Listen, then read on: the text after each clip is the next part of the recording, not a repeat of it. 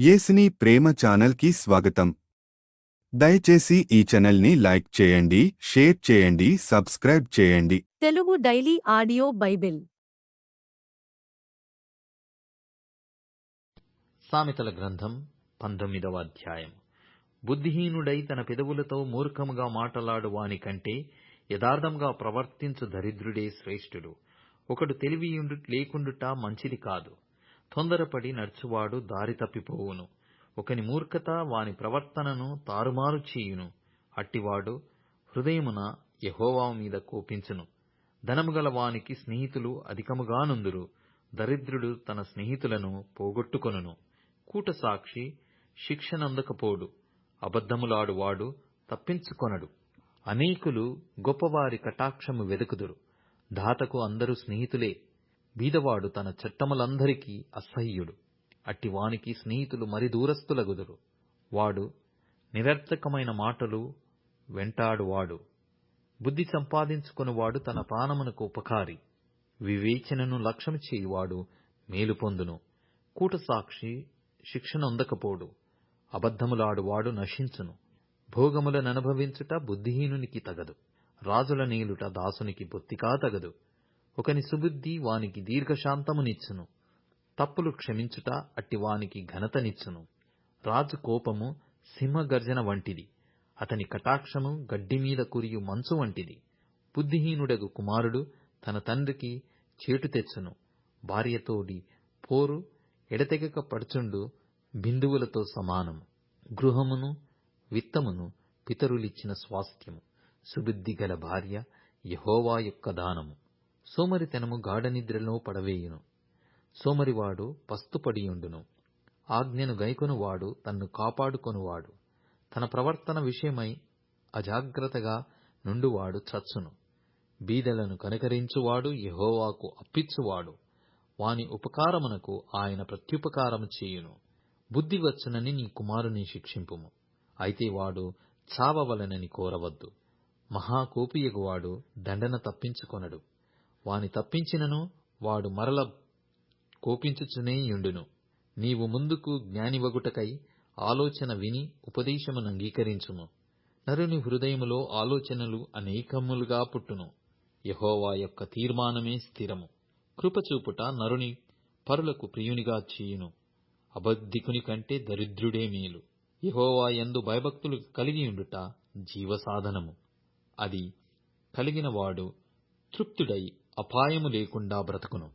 సోమరి పాత్రలో చెయ్యి ముంచునే గాని తన నోటికి దాని తిరిగి ఎత్తనైనా ఎత్తడు.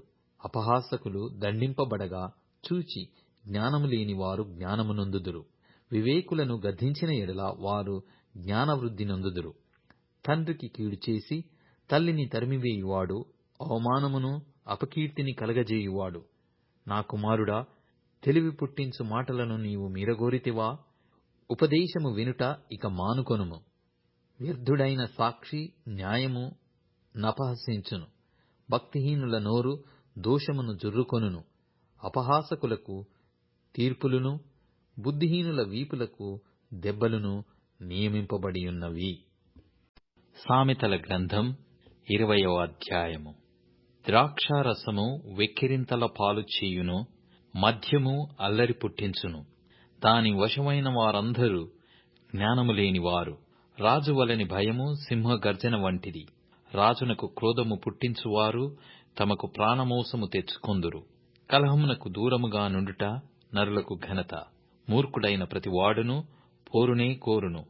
విత్తులు వేయు కాలమున సోమరి దున్నడు. కోతకాలమున పంటను గూర్చి వాడు విచారించినప్పుడు వానికేమీయూ లేకపోవును. నరుని హృదయములోని ఆలోచన లోతు నీళ్ల వంటిది. వివేకము గలవాడు దానిని పైకి చేదుకొనును. దయచూపు వానిని కలిసికొనుట అనేకులకు తటస్థించును.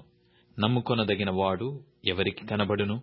యథార్థవర్తనుడగు నీతిమంతుని పిల్లలు వాని తదనంతరము ధన్యులగుదురు. న్యాయసింహాసనాసీనుడైన రాజు తన కనులతో చెడుతనమంతయు చెదరగొట్టును. నా హృదయమును శుద్ధపరచుకొనియున్నాను. పాపము పోగొట్టుకొని పవిత్రుడనైతిననుకొనదగిన వాడెవడు? వేరువేరు తూనికెరాళ్ళు, వేరువేరు కుంచములు ఈ రెండును యెహోవాకు హేయములు. బాలుడు సహితము తన నడవడి శుద్ధమైనదో కాదో, యథార్థమైనదో కాదో తన చేష్టల వలన తెలియజేయును. వినగల చెవి, చూడగల కన్ను, ఈ రెండును యెహోవా కలగజేసినవే. లేమికి భయపడి నిద్రయందు ఆసక్తి విడువుము. నీవు మేల్కొని ఉండిన ఎడల ఆహారము తిని తృప్తి పొందుదువు. కొనువాడు జబ్బుది జబ్బుది అనును, అవతలికి వెళ్లి దాని మెచ్చుకొనును. బంగారును విస్తారమైన ముత్యములను కలవు. తెలివి నుచ్చరించు పెదవులు అమూల్యమైన సొత్తు. అన్యుని కొరకు పూటబడిన వాని వస్త్రమును పుచ్చుకొనుము. పరుల కొరకు వానినే కుదువపెట్టించుము. మోసము చేసి తెచ్చుకొన్న ఆహారము మనుష్యులకు బహు ఇంపుగా ఉండును. పిమ్మట వాని నోరు మంటితో నింపబడును. ఉద్దేశములు ఆలోచన చేత స్థిరపరచబడును. వివేకము గల నాయకుడవై యుద్ధము చేయుము. కొండెగాడై తిరుగులాడువాడు పరులగుట్టు బయటపెట్టును. కావున వదరుబోతుల జోలికి పోకుము.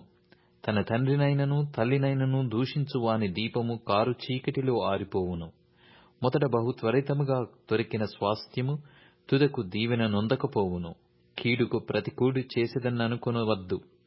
యెహోవా కొరకు కనిపెట్టుకొనుము, ఆయన నిన్ను రక్షించును.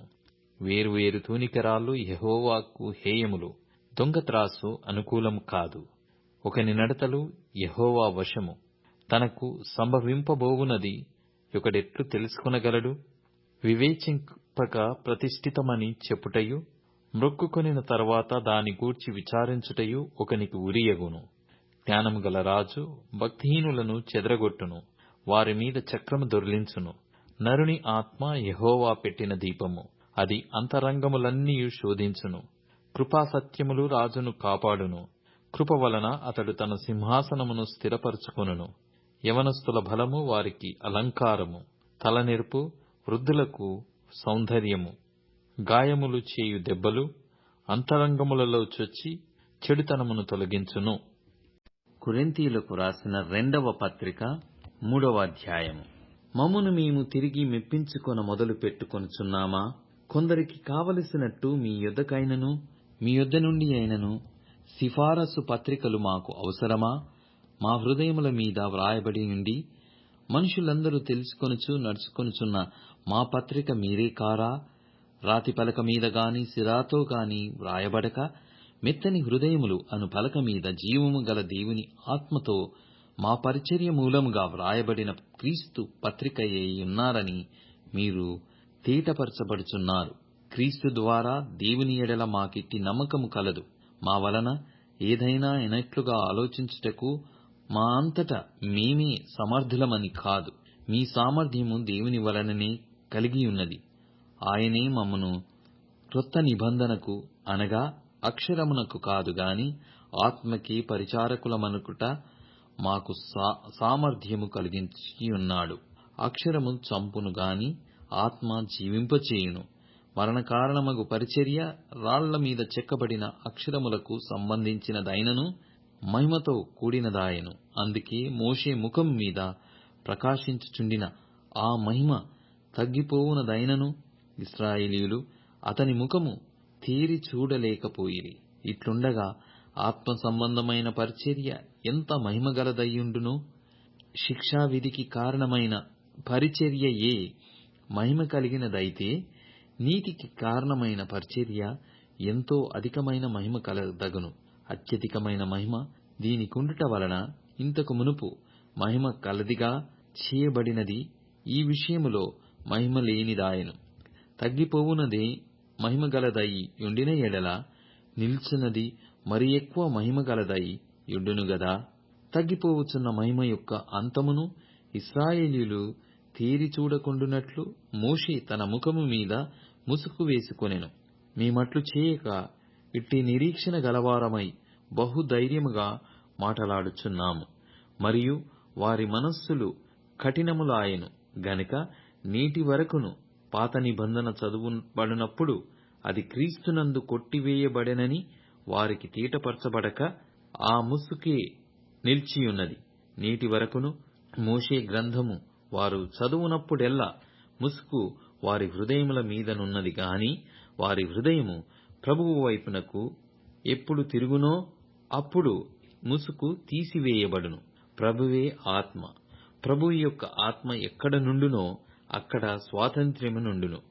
మనమందరమును ముసుకులేని ముఖముతో ప్రభువు యొక్క మహిమను అద్దము వలె ప్రతిఫలింపచేయుచు మహిమ నుండి అధిక మహిమను పొందుచు ప్రభువగు ఆత్మచేత ఆ పోలికగానే మార్చబడుచున్నాము. దయచేసి ఈ ఛానల్ని లైక్ చేయండి, షేర్ చేయండి, సబ్స్క్రైబ్ చేయండి.